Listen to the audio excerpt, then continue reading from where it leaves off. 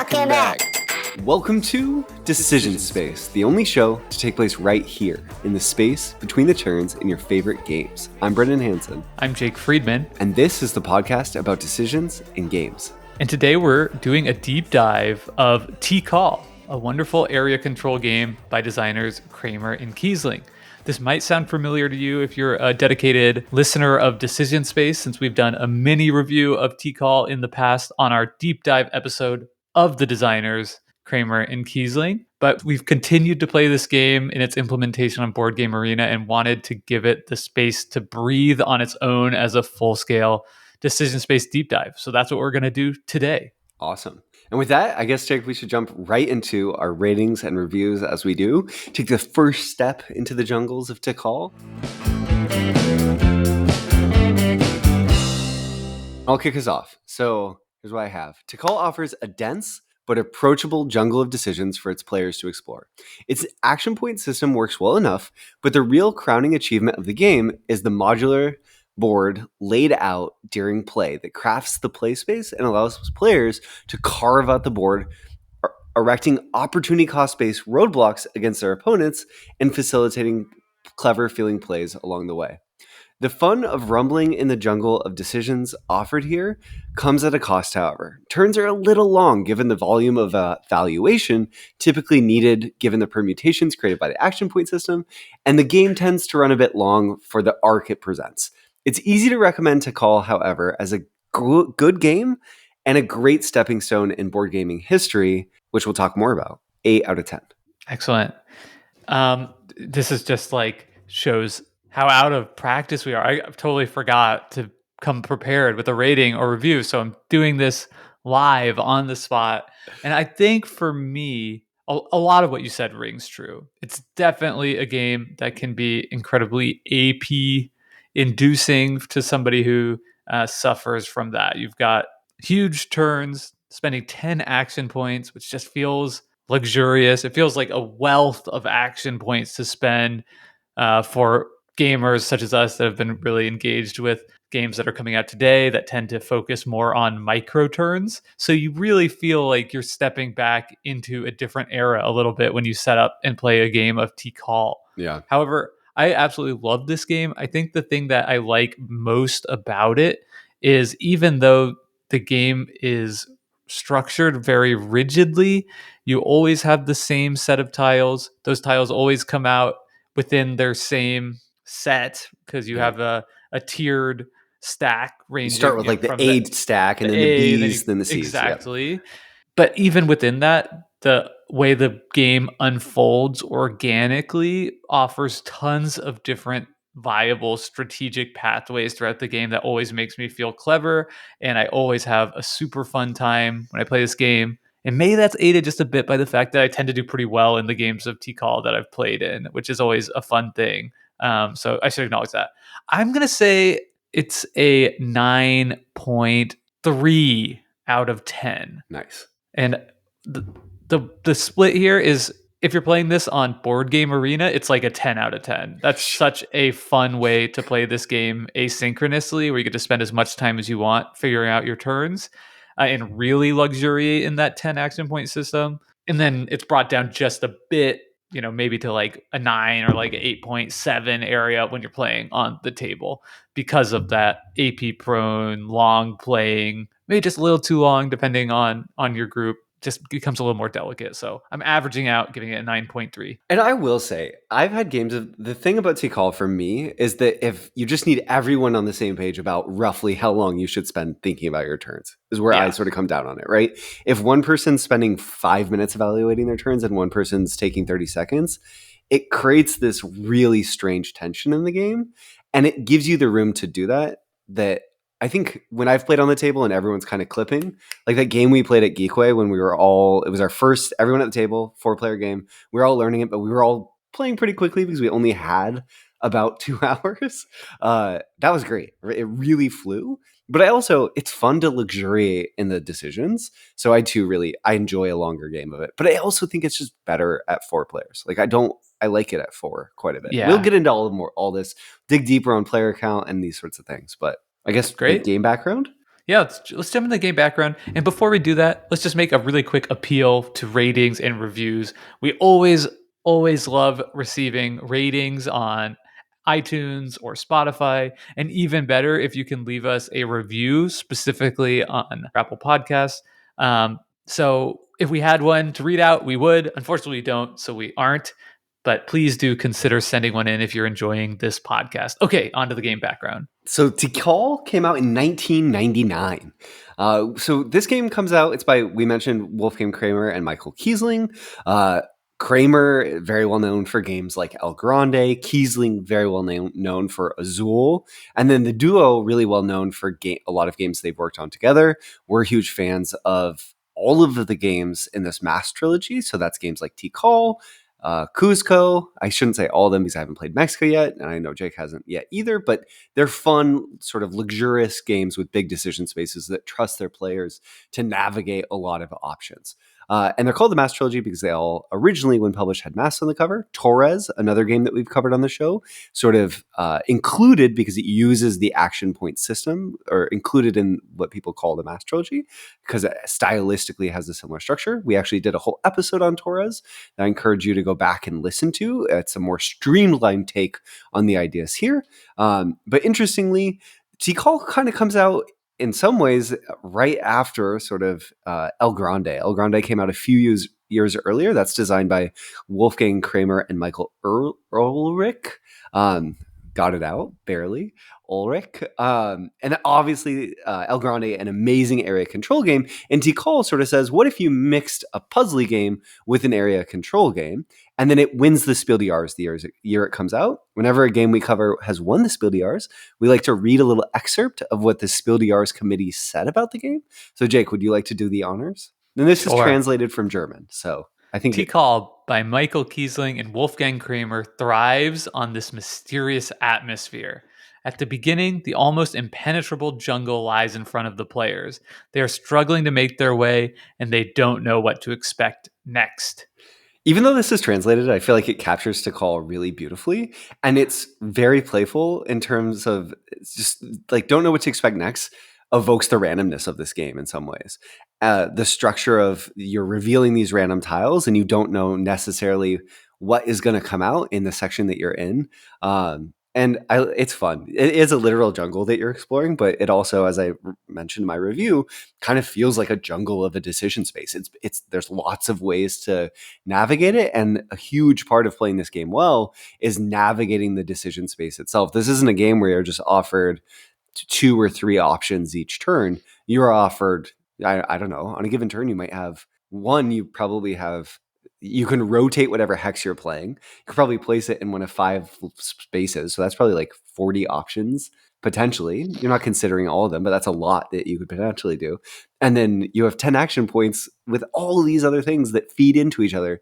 So just combinatorically, the options here are just astronomical. Right. When you think of like decision space nodes, right? Yeah. This You're tree like, is if I do this, then I can do this over here. It's like, well, what if I did something different on my second action point and then going through it all again? Yeah. Really infinite amount of just decision space to play in on your turn. And that does feel different than a more typical micro turn system, which maybe creates a greater flow around the table, less downtime between turns. But there is a real trade-off there when you think about what that enables players to experience on their turn. And then interestingly too, Jake, a lot of times when you have games with really big decision spaces, I think that's the product of complexity, right? There's lots of different systems that are interlocking and you have to understand those systems, and that creates this sort of larger decision space. But Tikal on the table is a pretty straightforward game. In terms of sort of verbs, things you can do, you have this menu and there's maybe 5 rough different things you can do. I mean, there's sort of groups: take treasure, trade treasure, move on the board, add people to the board that you can move, claim a temple, build a temple. It's not that complicated of a game, but so it has this sort of delightful, you feel like you have all of this agency, but it's not so complex that the rules teach, for example, takes all that long. It's like a 5-minute rules explanation? It's pretty quick. And I mean, we're really talking about the decision space here, but it's such a good point that you make. you never feel in this game like a common feeling to me when I'm playing like a midweight or heavy or Euro game, especially the first time, is like I don't know really why I would do one thing over Mm, another. So I'm just gonna start taking actions and kind of figure it out along the way. You never feel that way in Tikal. It's always very clear why you would be doing one thing versus another. You might not be choosing always the best, most efficient answer to the puzzle laid out in front of you. But if I'm moving guys over here, like I'm trying to win majorities over here. yeah. If I'm taking treasure, I'm trying to, collect treasure. It's Yeah. it's all just very, very straightforward. And there's a lot of different things going on, but all of them exceedingly simple. And those are the two modes, right? Like the tension for scoring points. Do I want to try to control temple areas or do I want to get treasure? And there's tension there. But let's continue, and we're clearly excited to talk about this game. That's why we're doing this episode.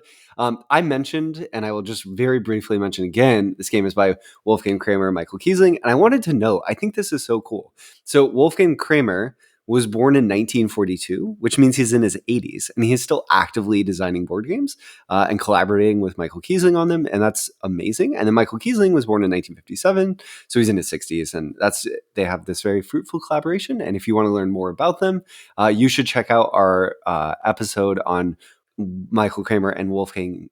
Or Michael Kiesling and Wolfgang Kramer overall, which we did maybe a year or so ago. It's called Designer Space, Kramer and Kiesling, or something to that effect. Yeah, absolutely. And I want to just point out to people that, even though we're talking about Wolfgang Kramer, a designer in his 80s, it is not as though all of his games came out around this time. He's still very much an active designer and putting out great stuff. Like we've covered Renature on this podcast, a more recent game of his that we absolutely love. Yeah. So there's, an active designer still. People really like The Wandering Towers, a new game from Kramer and Kiesling that's sort of a family game. The episode number, if you want the specific episode number on Kramer and Kiesling Designer Space, is episode 125. So I invite Cool. you to go back and listen to that again. All right. Well, before we get back into the deep dive of this game and its decision space, Brendan has a previously recorded rules overview that we'll share with you now, and we'll meet you back on the other side. Tikal is an area majority based game in which players are each turn taking a tile and placing it on the board and building the map that they're going to explore as they play the game. This game plays 2 to 4 players and is built on an action point system where each turn players have 10 action points to use to take actions and are presented with a menu of options that each have a different cost associated with them. The options include things like moving workers that have been placed on the board, placing more workers on the board, claiming temples or building up temples on the board, one of the game's primary scoring opportunities, claiming treasures. There's treasure tiles that players can reveal that form a set collection game and are the other primary way in which players might score points. And the structure is very simple. Take a turn and it moves around the table. You choose a tile from a seeded stack of tiles where there's a set of A tiles, a set of B tiles, a set of C tiles, etc. as you move throughout the game building these tiles. And eventually a volcano tile will be revealed. When this occurs, there's a round of scoring where each player gets to take 10 action points, affect the board state how they would like, score the points at the end of taking that turn, and then the next player does the same. They take their 10 action points and then they score at the end of that turn, meaning each player gets to craft the board to the best potential state for them at the end of each of the game's 4 scoring phases. The game ultimately culminates after all of the tiles in the game have been added to the board, at which point the player with the most points is crowned the victor.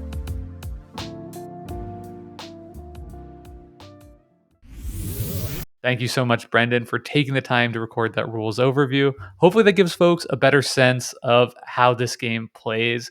All right, now for the fun part. Let's get into the meat of this discussion and talk about the decision space in Tikal. Okay, so we're going to characterize the decision space. Waxing, waning, dynamic, or static. Jake, your options always are the same, right? Pretty statically, you can do you have this menu of options that you can spend your 10 action points on. They all have different costs, but you need to add up to 10, or you want to. You can pass before using all 10, but typically you just put another worker onto the board, another little explorer. But this is a waning decision space game, right? Almost in every way, shape, and form. The number of spaces that you have on the board, Jake's going to disagree. This is awesome. The number of spaces that you have on the board is waning. As the game goes on, you're adding these hexes, so the options of where you can put them is decreasing. Though the board's fairly big, so it's not as if it fills up immediately. But also, there's this. The reason why I also feel this way, Jake, is there's a mechanism through which you can claim a temple. You can move your person on top of it. And I find that that does play an important role where then no one else can score it for the rest of the game. You lose all of your workers there on that space. You have to have a majority. You spend a pretty penny, 5 action points, half a turn to do one thing, claim that, and for the rest of the game, you score that temple.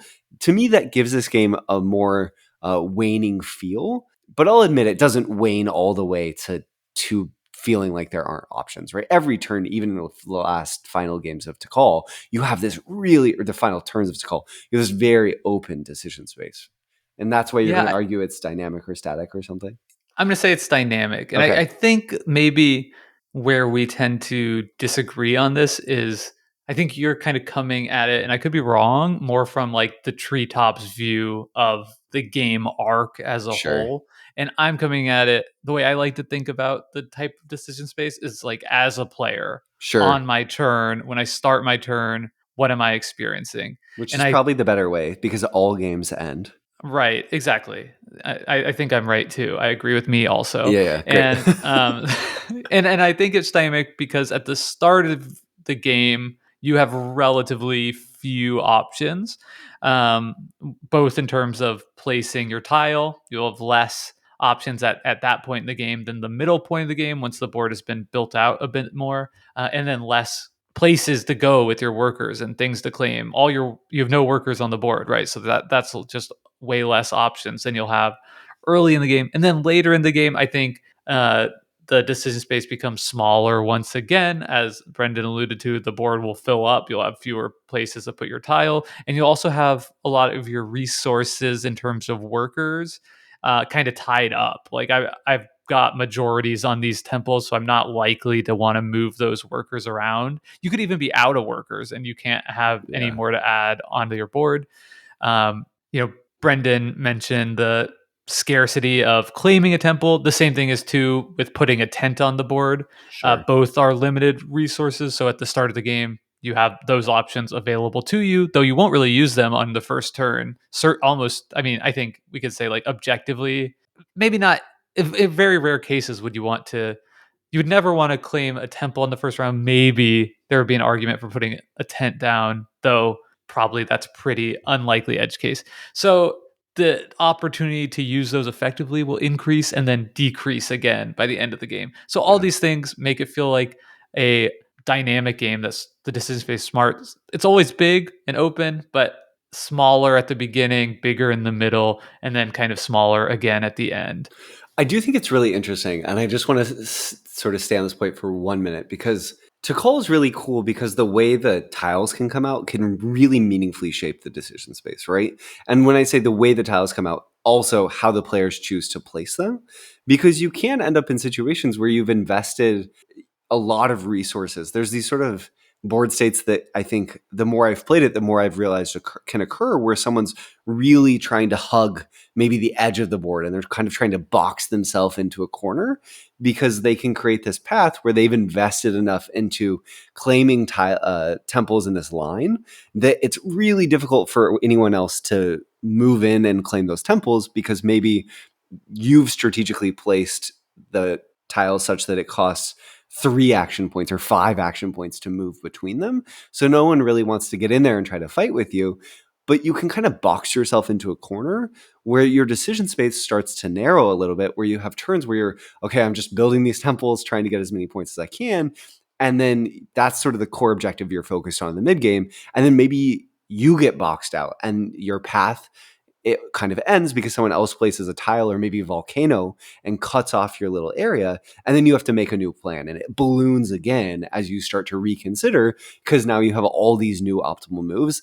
But that doesn't always happen. And I think that's something that's really neat about Tikal is the decision space really does feel meaningfully different and the shape of it can really feel meaningfully different, even if it's quite large. So yeah, I agree. It's dynamic. But it still has a waning feel more than a waxing feel to me. Yeah, I think that's fair enough. And I to go back to your point too about kind of the way the tiles come out, that impacts so much of also those limited resources of claiming a temple and placing a tent. That does feel like of anything is going to kind of be major points in the game, major decisions that you're Yeah. making that is going to have an outsized impact on the rest of your decisions. So those feel like decision points that you have a lot of agency over that are determining your arc for the game. Yeah. And because the way the tiles come out and placed on the board feels so organic and different, there will be games where you can be successful never placing a tent. Yeah. I was going to say games. I won one game of Tikal never placing a tent and never venturing out beyond the starting resources and the temples right around there. Everybody else kind of took off and left me to just reap the reward of things nearby, and that worked.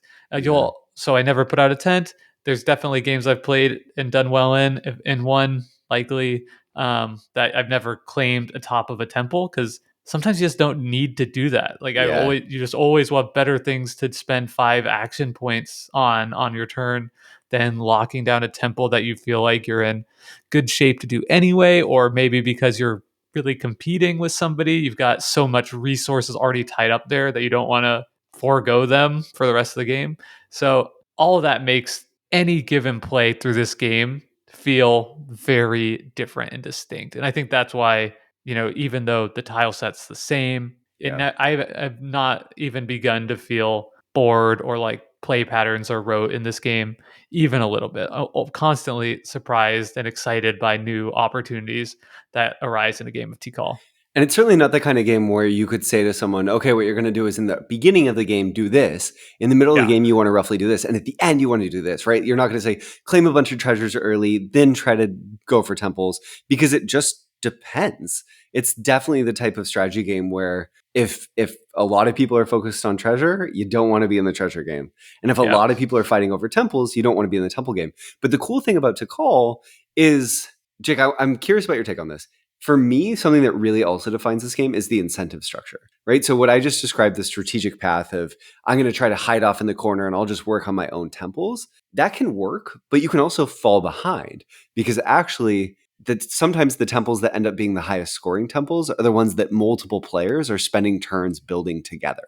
And because of the scoring system, if you and I are kind of fighting over a specific temple, but we're both building it together, we can both potentially score it because you get to take 10 actions before you're scoring in a scoring round. It's not as if a scoring tile comes out and, oh, okay, we're just going to score. You go around the table and you optimize the board to, okay, do the best you can do from this position to score as many points. So you have this interesting thing where you're sort of incentivized to collaborate a little bit until maybe someone decides to spend 5 action points, half a turn, and claim that temple, and then you can feel like you got bit.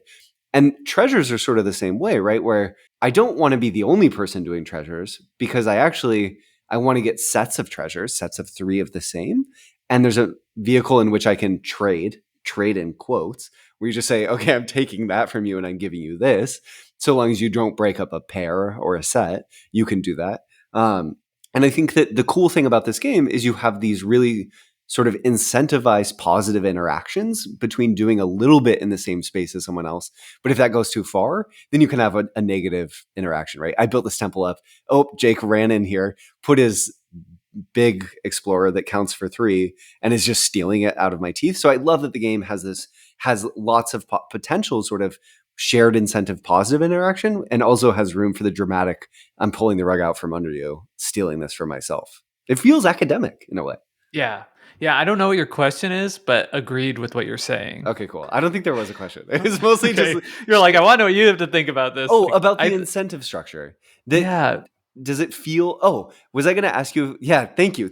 Yes, it reminds me just a little bit of Tigris and Euphrates in that way, which came out 2 years earlier. Not a ton, Yeah. but just a little bit. I can see some of that. The point that you have both like incentives and disincentives from going down any strategic path is really interesting. Because Yeah. one thing you said earlier is like you want to zig while other people zag. And that's true. but you can like zag. You really can zag yourself into a corner. Yeah. I think that does happen often if you're kind of building up maybe like on the far end of the board and it's very difficult for anybody else to get to where you are. That's great because you won't be able to you won't be contested for temples, but you might also have all of your people over there. Yeah. And so, more resources and, more treasure, more temples are likely to be in the main part of the board that you've cut yourself off from. Yep. I had an interesting play in a recent game where my buddy Jared, our friend of the pod, uh, guest co-host Jared, was had just like a really dominant position on kind of the bottom half of the board, Yep. and a lot of really strong temples there. So when you're doing that, you're also bringing in a lot of luck. Nobody else is going to put high scoring temples into tiles onto places that you can reach if you're kind of going off on your own. And we should say that on your turn you draw a tile. There could be nothing on that. There could be treasures on it, or there could be temples of varying value. Yep. So you're hoping to draw a lot of tiles that have high, starting values and build them up if you're kind of going out on your own, but you might get nothing. But in this case, Jared seemed to get very fortunate, has like a ton of really high scoring temples all to himself down there. And so on my turn, instead of putting a piece near where I would be able to access the treasure on it, I would used it as a bridge to enable a separate player, not me, to access that area of the board Sure. that Jared had to himself, only so that all of a sudden these two players would be able to compete. Yeah. And so, that's It's just the really kind of, cool. yeah, That's a that kind unique of decision. You're a laying a unique decision. tile, but you're completely shaping the geometry of the space in a way that Right. is encouraging interaction between players. You're saying, I'm going to enable you to fight over these resources. Yeah, just like There's not a anybody lot who of wants to games. go fight Jared for these temples, you can. Be my now. guest, cross this bridge. Yeah. Right. There's not a lot of games that give you that much room to sort of say, I'm going to let you in on the competition here. That's cool. I think what's so cool about that is like it really feels like a kind of, I keep using the word organic, so I gotta cut that out. But it's like a type of play pattern that emerges out of a simple system to create fun moments. Yeah. That it's emergent play in a Yeah. really satisfying way. The other thing That's what I was looking for. Emergent. Perfect. The other thing that I love about the system too, Jake, is really it's carried by, this is a hex map, right? Hex board with hex tiles that you're adding to it. And printed on them are these little stones, and that's what sets the number of action points you have to spend when you cross. So maybe you draw a tile that has, two sides with one stone and then one side with two. But whenever you put that down, you have to put it down next to another tile. So there's always this, whenever you draw a tile, you're presented with a lot of options in terms of costing. But I guess what I'm getting at is, when you draw a tile with two stepping stones, that could potentially be a way that is sort of not that expensive to get into somewhere. If you put it next to a space with no stepping stones across from it, just a blank side, great. Or if you put it next to one with two with it, all of a sudden you have this like functionally a roadblock because it's more than a third of your turn. And I think there's a lot of built-in flexibility that gives the players a variety of options that are actually have huge potential to impact the play. And when you get better at Tikal, I think a lot of getting better at Tikal is knowing not just how to read the puzzle that's been collaboratively built by the players, but knowing how to build that puzzle effectively to do what Jake just said, right? To incentivize players to do different things by making certain paths for other players or for yourself better. And that's really a cool piece of design that you don't see in a lot of games. That's like very unique interaction. And whenever people talk about Tikal, they talk about the action point system. And we're here on Decision Space. We're going deeper. Yeah, the stepping stones, I think that's kind of one of the first heuristics players will develop when they play Tikal. In the first game, you see them for what they are. Like, this is an access point to a tile. Sure. But after that first game, you realize, like, no, this is like one of the main passive aggressive tools I can use to absolutely hose somebody. Like, yeah, here, you can access this tile off of your space. And for a small cost of 4. Yeah, it's You you're know, like like functionally closing a door, right, almost. Yeah, exactly, yeah. The all of a sudden the stepping stones become toll booths, yeah, yeah, and you can completely. just absolutely, it's easy to see where people are like hoping to build and even giving them something, right? Yeah, Here's 2 treasures right next to where you are. But if they're not really going for treasures and that's taking up one of the precious spaces that they want to build to, and it costs them 4 to get there, it's almost never going to be worth it to do that. yeah, And then maybe the player after you takes their other space, yeah. and now all of a sudden, right, you thought you had access points to the main board and you're totally cut off You've overcommitted. Yeah, with 2 measly treasures that would cost you 10 full action points to get. yeah, and maybe won't even return as much as you hope. The I think this game, Jake, does a really good job of having exciting moments, and I'm curious if you're going to feel the same. So, one, when you're placing those tiles, you can have really exciting moments where you just hose someone else, and that's an exciting moment, whether it feels good or not. It's a dramatic moment that plays out in the game that can be memorable when you get cut off in that way. Also, there's this temple building system that we've alluded to where you're physically adding tiles to temples, increasing the value that they're going to score for. In one of the versions that are published of this game, there's sort of 3D resin tiles. So you see the temples just growing on the board, which is this really cool effect. But there's only one that is 10 value. And I found it's a really exciting, dramatic moment when that one 10 value tile kind of gets stonked onto one of the temples. I don't know what that verb is, stonked on, as a 10 point like cap. That feels really awesome and dramatic. And then also you have a dramatic moment of revealing the treasure tokens. They're all sort of seated onto tiles. When you draw a tile, it might say, okay, there's 4 treasure on this tile, and you put 4 of the treasure tiles face down on that tile. And then if you use a treasure action to sort of uncover one, it costs 3 action points. You draw one of those and reveal it to the whole table. I find that's sort of a dramatic reveal too, especially in the mid game where maybe, oh, I have 2 necklaces. I really want a third. Someone else reveals it. Cool. My game plan for my turn just snapped into focus. I want to talk a little bit more about the temple tiles Okay. because I think this is another aspect of the game in which the emergent play from the design of these tiles is a lot bigger and more interesting than you think. Yeah. As Brenda's pointed out, there's the temple tiles. You can spend 2 action points on your turn to build them up.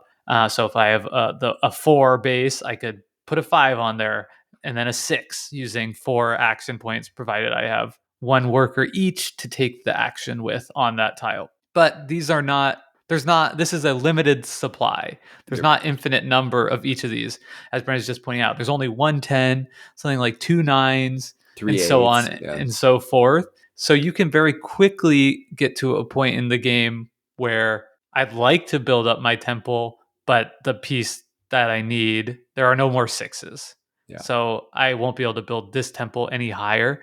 And I think that's really important to the design because of one thing Brendan said earlier, which was that you can't just tell somebody what to do at the start of the game, say like go for treasures early, then temples. And part of the reason is this limited supply. Heuristically, it would be great to say exactly that. Go for treasure first because that those points are less transient. You're going to score treasures every time scoring happens. The more treasures you have, the more points you get. Uh, People can trade them with you, but they can never make your treasure situation worse Yeah. versus temples, which are completely transient. You might score a temple in the first round, and then somebody spends a ton of resources overtaking you on it, and you'll never score it again without expending a ton of time and resources that wouldn't be worth it to do. So that makes you say, okay, well then I should be going for treasures. But the fact that there are limited temple tiles makes you do math the other way and say like, okay, well, I'm in really good position to score this temple. It's going to be difficult for somebody to take it away from me. And so I'm willing to take this risk earlier in the game where there's still more opportunity for somebody to take it away from me so that I can ensure that I can get this temple that I'm, well positioned around to as high of a point value as possible as early in the game as possible. So I think Yeah. it is that uh, scarce kind of economy of these tiles that makes those decisions so fun and interesting. Yeah, I'll add to that too, Jake. I think that's a really great point. And sort of say that the limited tile set, I feel like also really is key in shaking up the latter third of the game, where you could end up with board states that feel really locked down and static. But because people can claim temples, it's expensive. You have to spend those 5 victory points. And because you can run out of tiles, so you can no longer make progress on this temple, right? Like you just said, okay, I want to put a 7, but there's or I want to put a 6, but there's no more 6s. So I know this will be stuck at 5. And there's 7s being placed over there further into the jungle of the board. I better push out because there's greater points to be had. And I think it incentivizes the game and gives you some nice momentum to push players to keep expanding. Where if you didn't have this, you could see a board state where maybe you are incentivized to really build up early and just camp and fight over those early locations, and expanding out and exploring the new tiles would be disincentivized. And I think because of that, the game has this really nice arc, and it compromises really nicely on that by what you said, that mechanism of having the tiles in groups that you reveal and seed the board with. So it's not, they're all random. It's these are the A's, these are the B's, these are the C's, these are the D's. I think it goes to F, right? E and F. There's a lot of different sets that are sort of mixed in, which gives you this natural arc while still having the variability to make the game really exciting. Yeah, I think the same kind of trade-off, do it now versus do it later, is just so core to the experience of playing this game. The same thing comes up when you talk about claiming a temple, right? Yeah. You want to do this later in the game because then there'll be presumably higher valued temples out there, Yep. right? The 9 and 10 will come out. But maybe it's actually worth it doing claiming a temple in the A phase of the game if you can get one as high as like 6 early on, Yeah. and then you just know that you have those points, and you get to probably claim a temple with fewer workers then than you would later, because there's just less workers in general out on the board, where spending claiming a temple with like 5 value worth of workers, that could be a really important and swingy moment, especially if you're bringing them in to overtake somebody else and now they're stuck with a bunch of workers on a temple they can't get any points out of. But it feels so good taking that action and using a single worker to claim a temple, because that means I'm going to have, a big worker economy advantage over somebody else in the late game because they probably have more workers tied up on those temples than I will. How often it's a really interesting point, Jake. And I'm curious, how often do you feel like you're finding yourself short on workers in the mid to late game, where you're sort of saying, "Oh, I wish I had more workers, but my supplies run out, or I've overcommitted too many." I think I've definitely used up all my workers in this game before. Yeah. It's not an every game thing. I think it's more likely that I find myself in a situation where like I have workers like in terrible positions, right? Yeah. I have workers standing on temples that somebody else has claimed, and they're not really like close enough to anything where I could like profitably move them. Right. And And now they're if just you had stuck more, there. you wish you could add new ones to your tent and get them somewhere to be more effective on new tiles. Yeah, Right. totally. Yeah.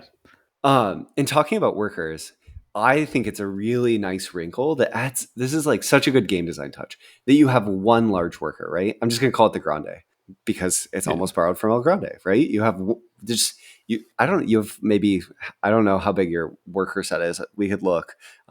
It's It's like meaningful. It's like 20 or so. But you have so one big guy, you're your leader. yeah, he's like the head of your Yeah, archaeology school. totally. Or she. Yeah, yeah. She's like, Yeah, oh, yeah, yeah, yeah, yeah. yeah, yeah. Excuse me. I said he first, but she, they are the head. He is the head. But yeah, it's cool. It differentiates it, and it gives you this focus where you sort of can make a call your shot in a way, right? If you put that grande worker down and move them onto a location early, you're sort of saying it's mine, unless someone then fights back and brings their grande worker over. But I've also found you can end up in situations when that happens where you're being asked by the game, do you want to spend your grande worker to claim this temple? It's worth 8 points. We built it up really fast. A few people really cared about it, but then you're giving up your most valuable worker, and you end up with these really interesting, tough decisions. It's hard to how do you value that? Yeah. Another interesting decision with that is where to bring it out, because it feels like the game, when you're putting a worker onto the starting space, Yeah, one of the actions you get to put a worker out, and you can always pick either your grande worker if it's still in your supply, or a regular worker. So it feels like, why wouldn't I just put that grande worker out first? Yeah. And often I think that is a good decision. It can help you get some points early on.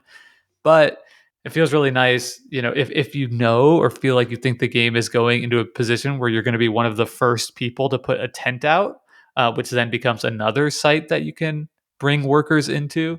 It can be really powerful swingy play to bring a tent out early and then just summon your grande worker there, just a few spaces away, even from the starting tile, so that you can then score a bunch of points and kind of surprise people with the amount of worker power you have for nearby temples, especially if their grande is tied up elsewhere.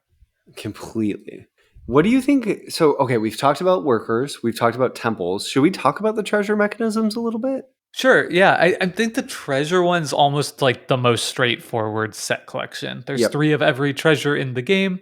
You score 1, 3, or 6 points, I believe, if you have a set of 1, 2, or 3 matching treasures. I like the mechanism a lot just because I think it's very fun that you can force a trade with somebody. I think with treasures, you have to be really opportunistic in this game and kind of keep your head on a swivel where, if somebody finds a treasure that creates a set for you, you want to maybe use your whole turn if you have to get another treasure just so you can trade for that, so that you're going to be the one with the set and they aren't able to take it away from you, especially early in the game, because getting sets of 2, or even if you could get lucky enough to get a set of 3 by the second scoring opportunity, that's going to set you up so well in this game. But you can't force it, because if you just are going crazy digging for treasures, totally possible or That even you likely that miss. you just have 4 different ones and you're Yeah. scoring 4, where somebody who spent way fewer actions doing what I had just described is going to basically match you for points and Yep. is likely doing way better than you in the temple area majority game. Yeah. I find when I first started playing Tikal, I felt that the sort of structure that I described earlier, Jake, like go for treasures early, then kind of go towards the temples was the way to go. And the more I play, obviously it just depends. The more I play, I feel like the opportunity cost of treasure just feels really high. I almost need the game to push me in that direction for me to feel like I want to go there. So it almost feels like, to me, the path of least resistance is temples.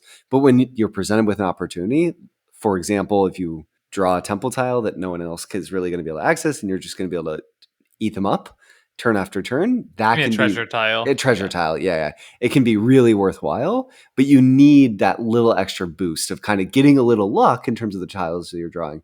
Is that how you're better at this game than me? Is that how you feel? Or where do you sort of come down? And like when you're thinking, like if you flip an early tile, it's treasure Yeah. Yeah. and there's empty temples that you could focus on. Are you going to take the treasure or are you going to try to establish control of the temples? Yeah. I don't think there's a right answer. Stay flexible. Yeah, stay flexible. All things being equal, early in the game, I would rather have treasures, because I think Yeah. that's going to create more options late game, right? Mm, Like I said, you want to have 1 or 2 so that if somebody else picks up one that's like a match with you, you'd be able to trade for it. I think So that's I think my ideal draw early in the game is a treasure tile, and then I'm just going over there and I'm trying to end the A phase with multiple treasures if possible. But yeah. if not possible, I'm totally fine with that too. I think that's a really interesting observation too, Jake, because there's to call it certainly the type of game where you because you have 10 action points, I found that by the late game, when the board positions are really established, people have really taken control of certain temples, you can end up with turns where you can't really accomplish as much as you wish you could. Maybe you're just kind of wasting some actions treading water where you're not having impactful turns. And having treasures that you can trade can be a nice point sink in the mid to late game where if you don't have treasures, you sort of lose that option. You're helping me realize this, that sort of just because you can trade for treasures doesn't mean now is the right time to do it. You kind of have to, you want to do it when you have some leftover points, right? Yeah, And points in that case being ideally. action points. Let other people Yeah, do it for you. well, as I say, it's so we haven't really talked about the way scoring works in this game, and that's probably where we should go next. Yeah. Um, what happens, as you heard in the rules overview, I'm sure, if on your turn you draw a volcano tile, that triggers a round of scoring, of which there'll be 4 in the game. 3 volcano tiles and then 1 endgame scoring. End game, Yep. yeah. So 4 scoring opportunities in the game, and so you'll take your 10 actions and score. Everybody will take their 10 actions and score. Then you'll place the volcano and do your turn 10 actions, so you aren't just like out action Yeah. versus everybody else, which is kind of funky. But anyway, like that, the timing of that creates really interesting opportunities you could take advantage of with the treasures in particular. Like if I'm third to score and somebody else has already scored their treasures, Mm, then I'm okay with trading a treasure with them that will give them a set of 2 to also give me a set of 2. But I'm probably not doing that if they're going to score after me, right. because then I'm simply using 3 of my actions and I'm not getting any benefit over that player. So timing is hugely important throughout this game, but the way that scoring works really puts an emphasis on that. Uh, And the same can be true of building up the temples, right? Where Absolutely. if you draw the volcano, if you're early on in the scoring, you might not want to build up temples. You might want to just fight for majority and wait for other people to do it and then hope to claim them next time. Yeah. I love that there's these sort of 3 variable scorings that can happen throughout the game at roughly the same time. But because you have stacks of, it's like 5 or 6 tiles maybe within each of these stacks, you do have a lot of turn flex of where you kind of are at in the game that can meaningfully shift sort of. There's times in this game where maybe you're investing in moving in a direction and you're really hoping like, oh, I hope I get one more turn before the volcano tile comes up. It's fun. It just gives it that texture. It feels different every time, even if you don't always noticeably recognize, oh, this was a late volcano or whatever. Yeah. And there's a lot of variance in this game. We mentioned there's the randomness, which is what tiles you draw. And I think the variance of how much that's going to impact your ability to do well in the game is most acutely felt with drawing volcano tiles. Because I think in the early game, drawing a volcano tile is almost always terrible, Mm, because of what you said, right? You don't really want to build up the board to create more scoring opportunities for other people, and there's not a lot of points out there. Whereas in the late game, drawing the last volcano is really good almost always, or at least in a lot of cases, because there's a lot of scoring opportunities out there and and less building up to be done. So sure. being first to go to move your meeples in a position to score at a relatively cheaper cost, because everybody else who would want to score those tiles after you will have to surpass you, can be a big time boon to you. It's cool. The game tries to offset that sort of the cost of being the one who draws the volcano tile too by giving you an impassable tile. So oftentimes, even if you're the first one to draw it, you might, or if you're the one to draw it, you get to place it in a way that you can really block someone off. So early on in the game, you get to shape the board more meaningfully in a way. I think that's a nice That's little a touch. nice trade off. Yeah, I Yeah. didn't consider that. Yeah. And that's why I think some people might prefer the auction variant of the game. Sure. Do you want to talk about what it is?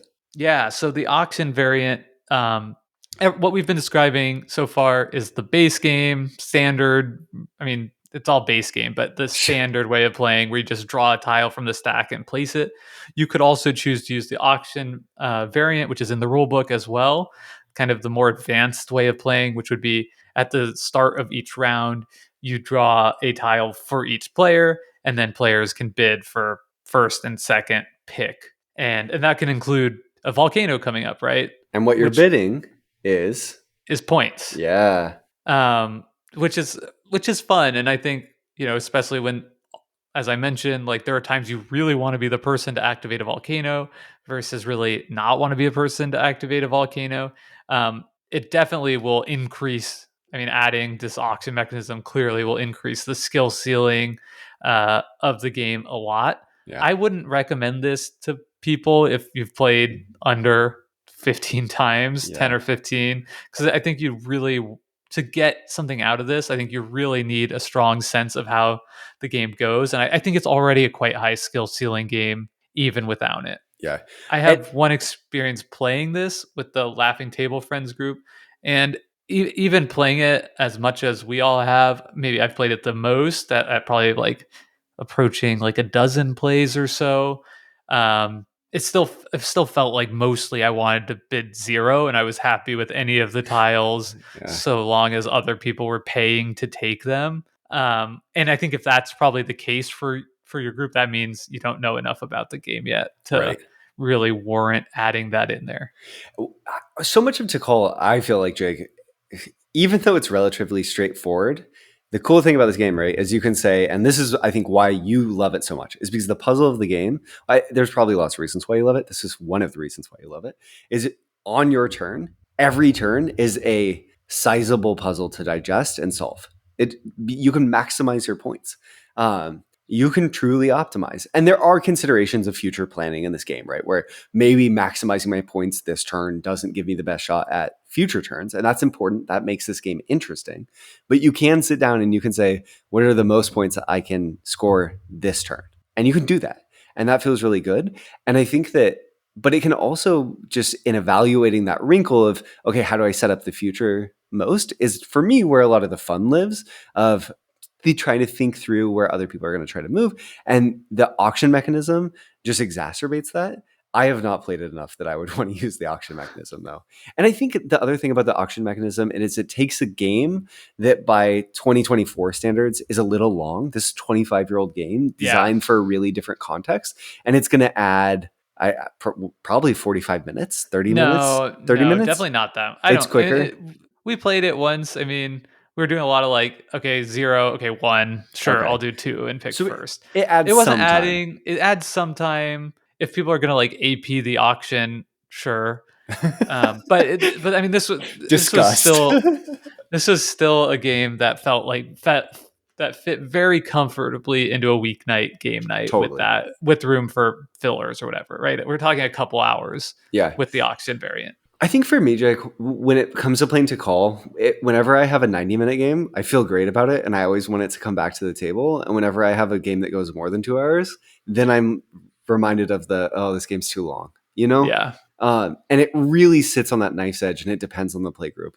And it is so much that, do you agree that it's best at 4? Just the incentives end up being, for me, much more interesting there. You have more treasures uncovered, so you have more space.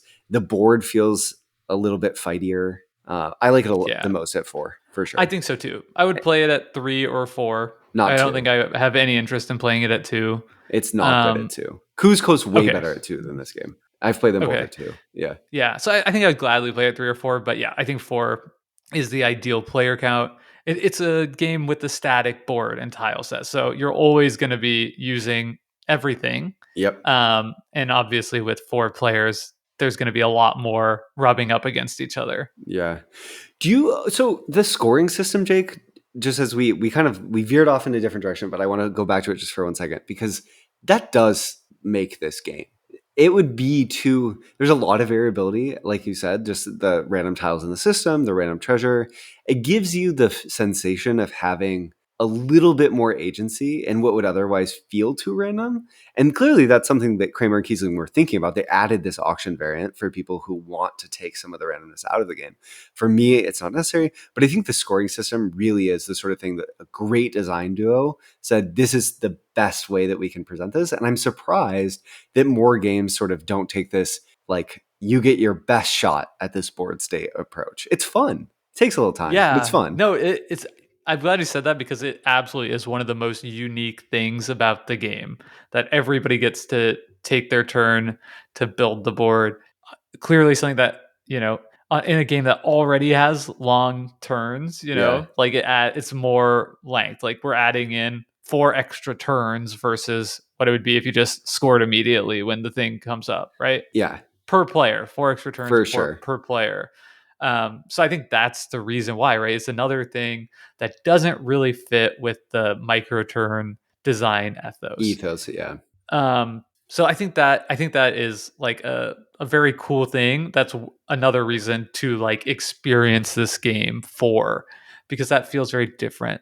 The other thing about scoring that feels different too, and it's even different from other Kramer and Kiesling games, well, at least some of their other games, is that the area majority is 1, and I think this is enabled by the fact that everybody gets a chance at it, but it's just most gets it. Most gets all points. There's no, if you're in Second place. second place, you get half rounded down, or like in El Grande, right, where there's 7 for points for first, 3 for second second, and 1. Yep. third.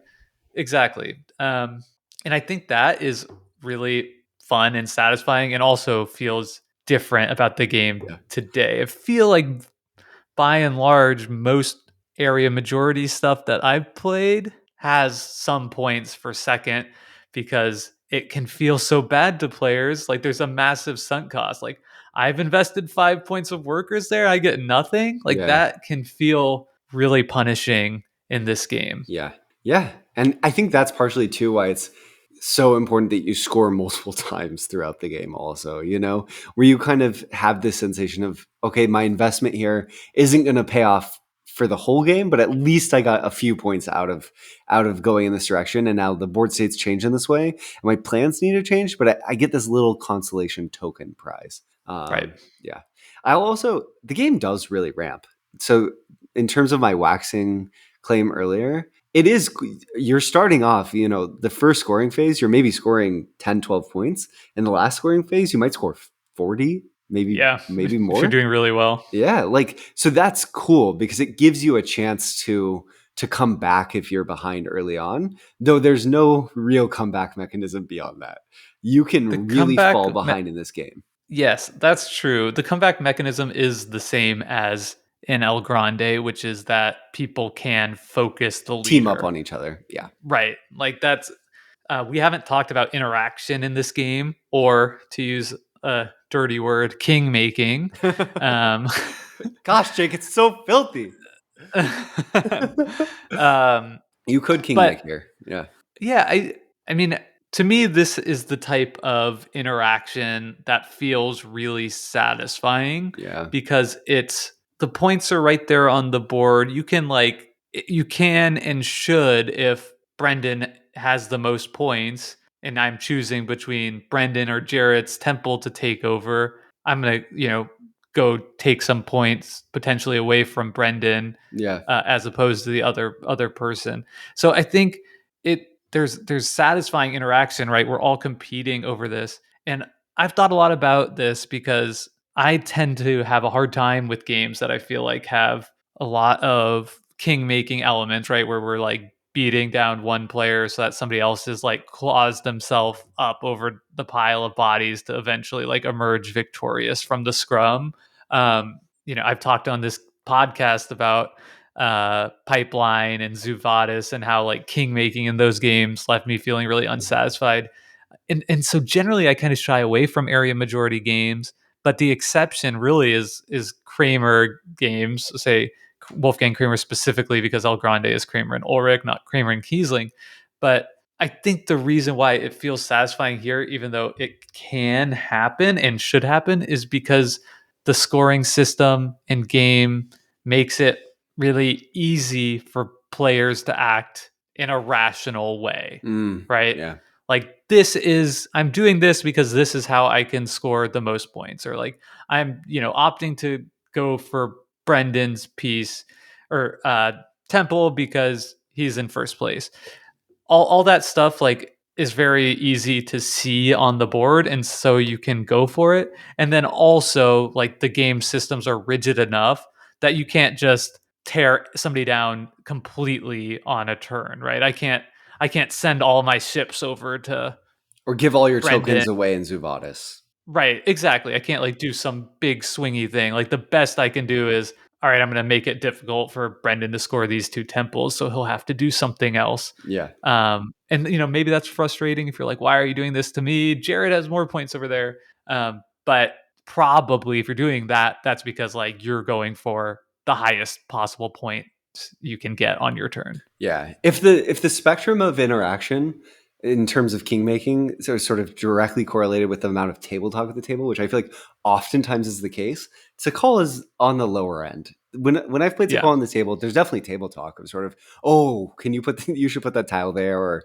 don't trade for this treasure, trade for that treasure. You get the same points, but that treasure over there with Jake will give Jake more points, and he's in the lead. Those sorts of things, but it's never the shouting of Zuvadis potentially when Right. yeah. Okay, so closing thoughts, Jake. What do you? What's sort of your last word on Tikal? And I guess I can go first, so you can think some. In talking through this game again and going deep with you, it's made me really, I rated an 8 at the beginning, and we tend not to dwell on our review scores because it doesn't really matter. This game is phenomenal. If my biggest problem with the game is I don't have enough hours in the day to play a game this good, it's a great game. And I wish it was a little shorter so I could play it more often on the table. But it's not too long. It's a little long for its arc, but it's good. And I don't know. The puzzly Kramer and Kiesling just have this perfect mix of puzzle and strategic interaction that I don't know if any other designers have really achieved in the same way. It's this blend of really thinky turn structure and really nice friction-filled area control that, whether it's here or in any of the other Master Trilogy games like Cuzco or in a game like Renature, it just pops. And for me, creates really fun, memorable experiences. Well said. I think this is a game that I'm going to hang on to my copy of for a long time. It's not going to be a game that probably comes out many times a year. I don't own any games that are really coming out like a dozen times a year, but I think it's definitely a game that'll come out once or twice in the right circumstances. Yeah. It is a game that takes a specific group. I was thinking about, my group of friends that went off the rails playing El Grande, like that want that interaction, kind of want to lean into fighting and that kind of thing. I'd love to put this in front of them because I think you can do that, but also it's a little bit even harder here to fully like sabotage the game out of spite in a way that we found in El Grande. So, it even feels more like the Euro gamer who doesn't like king making's area control game of choice than even El Grande, which is kind of like the game that's held that crown for me for a long time. Yeah. I've said before in this podcast that rather than having a collection full of games that are, really nice and pleasant all the time, I'd rather have a collection of games that are like a little bit more polarizing, but will really hit in the right circumstances. And I think Tikal is like one of the standard bearers for that. Yeah. Well said, Jake. Well said. I guess with that, we want to talk with you about this game. If you have played it, if you have thoughts, come let us know. You can find a link to our Discord in our show notes or on decisionspacepodcast.com. Discord's just like a chat room in your browser or on your phone where you can talk to other Decision Space listeners and to us. Come let us know what you think of Tikal. Is it your favorite Master Trilogy game, or do you prefer Cuzco/Java or Mexica? I really enjoy Cuzco. Jake, I know, has played Cuzco once and has not played Mexica, and neither have I, but one day maybe we'll get to it. Also, if you listen to this episode and you're thinking, wow, I really want to call, there's really two versions. There's like the original version and the Super Meeple version. I think they're both great. The original version Super Meeple is better. It's got like the more premium components, but the original can be had for like $10 on eBay, which is delightful steal. That's so much value. Yeah, totally. Or if you just want to play Tikal, I'm accepting challengers. Great. So come on into Discord and see if you can take down the king. And until next time, thank you so much to Hembry for our intro and outro song. Reach out, follow us on Instagram just search Decision Space and you'll find our account there. And also you can find more things Decision Space on decisionspacepodcast.com. We'll be back next week with a more general episode about design problems and how to solve them. So talk to you then. Bye, y'all. Bye, y'all.